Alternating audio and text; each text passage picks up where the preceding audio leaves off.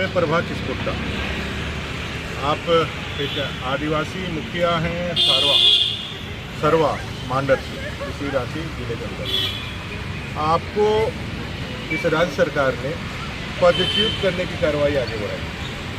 अब इसको ऐसा समझिए कि इस भारतीय लोकतंत्र में संवैधानिक व्यवस्था के अंतर्गत जिस तरह से सांसद चुने जाते हैं, जिस तरह से विधायक चुने जाते हैं, उसी तरह से पंचायत समिति मुखिया और जिला परिषद के सदस्य चुने जाते हैं। अब एक विधायक की सदस्यता कोई मुख्यमंत्री या कोई मंत्री ले ले, वैसा ही कार्रवाई आप समझिए कि मुखिया के साथ हुआ है।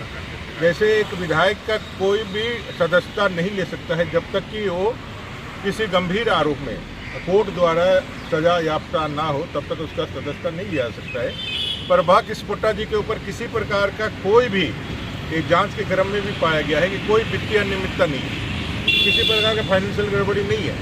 लेकिन इसके बाद भी सरकार, ये जो जेएमएम कांग्रेस की सरकार है, जो वहाँ के विधायक हैं, वहाँ के जो प्रतिनिधि हैं, कार्यकारी अध्यक्ष हैं कांग्रेस पार्टी के, उनके साथ काम नहीं करने के कारण, माने उनके गुलाम नहीं बने रहने के कारण एक आदिवासी महिला, एक सरना महिला को आज निलंबित करते हुए पदच्युत की कार्रवाई को सरकार ने आगे बढ़ा दिया है। ये पूरी तरह से गैर संवैधानिक है, पूरी तरह से गैर कानूनी है। और हम लोगों ने डिपार्टमेंट और सभी लोगों को बताया कि भाई इसको वापस इसको पावर को दिया जाए, लेकिन इस सरकार ने इनका पावर भी नहीं दिया और इसके पदच्युत की कार्रवाई को आगे बढ़ा करके इनको हटा दिया गया। तो आज महामहिम राज्यपाल से यही मांग करने के लिए आए थे, क्या झारखंड प्रदेश में एक चुनी हुई आदिवासी महिला को मुखिया बने रहने का अधिकार ये झारखंड मुक्ति मोर्चा कांग्रेस की सरकार नहीं देती है क्या? यही बात करने के लिए हम आए थे, ताकि संविधान प्रदत्त यह ताकत और ये शक्ति और यह जो इनको जनता ने चुन करके बनाया है, उसका अधिकार, उसका जो है सम्मान बचा रहे, संविधान बचा रहे। आपने कहा है, महामहिम ने कहा है कि भाई हम इसको जो है राज्य सरकार से पूछेंगे कि कैसे यह कर रहे हैं, जबकि हमको बराबर मालूम है कि इस संबंध में किसी को पदच्युत करने का कोई नियमावली अभी तक झारखंड राज्य में नहीं बना हुआ है। सिर्फ और सिर्फ क्योंकि सत्ताधारी दल के कार्यकारी अध्यक्ष हैं वो, इस दम पर कि हमारे विरुद्ध कोई खड़ा नहीं हो सकता है, कोई हमारे खिलाफ आवाज़ नहीं उठा सकता है। जुलाई से लेकर के अब तक वहाँ माननीय मुखियाओं का लगातार धरना प्रदर्शन हो रहा है इस अन्याय के खिलाफ में, लेकिन राज्य की सरकार अपने हनक में और अपने धमक में एक आदिवासी चुनी हुई महिला का हक और अधिकार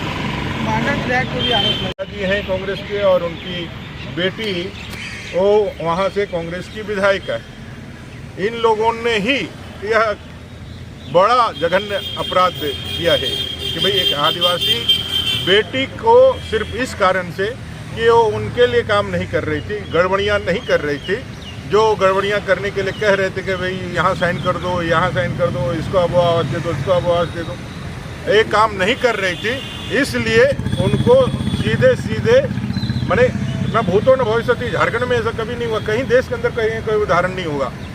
अगर विधायक का भी विधायकी जाता है तो इस कारण से जाता है कि उसने कुछ गंभीर और संगीन अपराध किए हैं, इसलिए जाता है। यहाँ तो सिर्फ अपराध यह है कि एक चुनी हुई प्रतिनिधि, एक चुने हुए प्रतिनिधि को अपने हक अधिकार के लिए सचेष्ट होकर कहती है कि ये मेरा काम है, हमको करने दीजिए, आप अपना काम करिए। एक मुखिया विधायक को सिर्फ इतना ही कहती है कि मैं भी चुनी हुई प्रतिनिधि हूँ, आप अपना काम करिए, जो आपको ताकत मिला है मैं अपना काम करती हूँ। आपके विधायक के काम में मैं नहीं घुसती हूँ, उसी तरह मेरे मुखिया के काम में आप मत घुसिए। यही कहना ही उनको इतना चुभ गया कि इनकी पूरी जो है मुखिया का पद जो है उन्होंने लोप करने के लिए आगे बढ़ा दिया, लोप कर दिया। जनता द्वारा चुनी हुई एक मुखिया है और जितना भी काम आता था मेरे शांतिपूर्वक करती थी।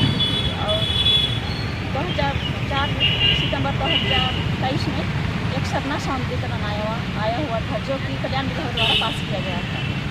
इसमें हम लोग संसद, विधायक और मुखिया, वार्ड सदस्य सबका सबको का नाम था, जिसमें हम लोग संसद को बुलाए इसका शिलान्यास करने के लिए।